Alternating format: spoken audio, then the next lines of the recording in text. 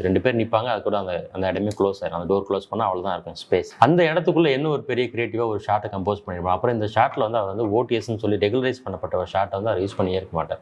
ஆனால் வேறு விதமாக ஒரு ஷாட் யூஸ் பண்ணுறாரு. அது வந்து பார்க்கறதுக்கு ரொம்ப கம்பேக்டாக இருக்குது. அதேமாதிரி ஒரு டெம்ப் கிரியேட் பண்ணுது. எப்போயுமே ஒரு பரபரப்பாக அந்த அந்த சீனையே வந்து ஒரு மூடு கிரியேட் பண்ணி அந்த படத்தோட மொத்த மூடியும் கன்வே பண்ணுற மாதிரியான ஒரு ஷார்ட் கம்போசிஷனாக அது இருக்குது. அது எப்படி அவர் பாசிபிள் ஆகினார் அப்படின்னா, இப்போ இங்கே இந்த இடத்துல வந்து எனக்கு வந்து ரைட் சைடில் சிஸ்டம் இருக்குது. பொதுவாகவே எல்லா மனிதர்களுக்குமே வந்து அவங்க ஆஃபீஸ் போகிறாங்க, வீட்டில் போகிறாங்க, எங்கே போனாலுமே வந்து ஒர்க் பண்ணுறதுக்கு இப்படி தான் ஈஸியாக ஒர்க் பண்ணணும். நான் இப்படி தான் ஒர்க் பண்ணி திரும்பி என்னுடைய சிஸ்டத்தில் வந்து நான் ஒர்க் பண்ணுறதால எல்லாமே நமக்கு ரைட் சைடில் தான் இருக்கும்.